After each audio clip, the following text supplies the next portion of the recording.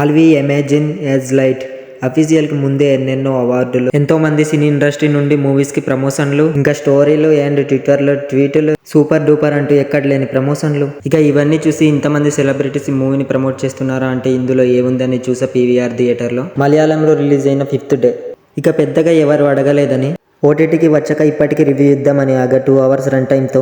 Present మలయాళంలో మాత్రమే stream అవుతుంది డిజ్నీ ప్లస్ హాట్స్టార్ లో. స్పెషల్ థ్యాంక్స్ ఎందుకంటే తెలుగులోకి డబ్ చేయనందుకు. ఆల్వి ఇమాజిన్ యాజ్ లైట్ అని చెప్పి లైట్ లేకుండా ఇంత టైట్ కూర్చోబెడతాడు అనుకోలేదు ఎవరు ఏమనుకున్నా. వీడు చెప్పేది ఏంటిరా అన్నా సరే, ఇంత ప్రైజింగ్ వచ్చినా సరే ఒకటే చెప్తున్నా, నేను థియేటర్లో చూసిన వరస్ట్ మూవీలో టాప్ లిస్ట్లో ఉంటుంది ఈ మూవీ. ఒక బోరింగ్ డాక్యుమెంటరీ కంటే అధ్వానంగా ఉంది. మరి దీంట్లో ఏముందో మరి తీసిన వాళ్ళకంటే అవార్డులు ఇచ్చిన వాళ్ళకి తెలియాలి. అసలు ఏ ఎస్పెక్ట్స్లో ఈ సినిమాకి అవార్డ్స్ వచ్చాయో కొంచెం వివరిస్తే కూడా బాగుంటుంది. కొన్ని ఫేక్ అవార్డ్స్ వస్తాయి, కొనేస్తారని చాలామంది చెప్తుంటే నమ్మవాడిని కాదు. కానీ ఇప్పుడు నమ్ముతున్న ఈ సినిమాతో గైస్. నమ్మకం లేకపోతే ఒక అరగంట చూడండి, చుక్కలు చూపించి ఆపేయాలని ఫీలింగ్ మీకు రాకపోతే అప్పుడు అడగండి. ఒక స్టోరీ లేదు, మ్యూజిక్ లేదు, బిగ్ స్క్రీన్ మీద లో క్వాలిటీ ఫుటేజ్ లా కనిపించేది, ఏదో మొబైల్లో తీసేసి బ్లూ ఫిల్టర్ కొట్టేసినట్టు.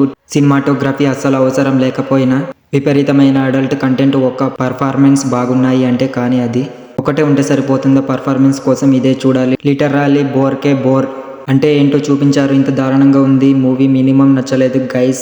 అసలు 2 లేడీస్ ఉంటారు, వాళ్ళిద్దరు నర్సులు అని చెప్పే ఒకే ఒక పాయింట్ కోసం అరగంట సేపా. ఇక మిగతా సినిమా అంతా ఒక యంగ్ నర్సు ఏమో ఆమె బాయ్ ఫ్రెండ్ తో ఎప్పుడు గడుపుద్దామా, ప్రైవసీ ఎప్పుడు దొరుకుద్దా అనే పనిలో ఉంటుంది.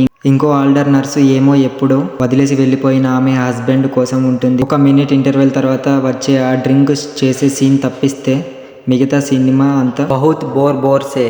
బోరో బ్యహ ఇంటర్వెల్ కే ఇలా అడ్డంగా బుక్ అయిపోయిన ఏంటిరా అనే ఫీల్ ఒకవైపు. ఓటీటీలోనే భరించలేని మూవీకి ఏకంగా పీవీఆర్ లో నేను 200 ఎందుకు పెట్టాను రా అనే రిగ్రెట్ ఒకవైపు. అసలు అడల్ట్ కంటెంట్ ఈ సినిమాలో ఎందుకు, పర్పస్ ఏంటి? అది లేకుండా కూడా వీళ్ళు చెప్పి ఉండొచ్చు. వీళ్ళు అనుకున్న ఈ మినిమంలో మినిమం స్టోరీని స్టడీగా కెమెరా పెట్టేసి ముంబైలో జనాల మధ్య మెయిన్ లేడీస్ నడిచేయమని రియల్గా షూట్ చేసేసారు. ఎంత చెప్పినా వేస్ట్ గైస్. ఇంతటితోటి లిమిట్ చేయడం బెటర్ దీని గురించి. సో ఫైనల్గా స్లీపింగ్ ఫీల్ అంటే rage documentary short film advertisement మూవీకి నాకైతే అసలు నచ్చలేదు. మినిమం కూడా నా మనసులో ఉన్న రేటింగ్ ఇచ్చానంటే ఇప్పటి వరకు నేను ఇచ్చిన రివ్యూస్ అన్నిటిలో కూడా రిలీజ్ రేటింగ్ మూవీ ఇదే అవుద్దేమో, బోరింగ్ అండ్ డల్. మీకు గనక వరకు నచ్చినట్లయితే మరిన్ని మూవీస్ కోసం మన ఛానల్ని వెంటనే సబ్స్క్రైబ్ చేసుకోండి. Thanks for watching.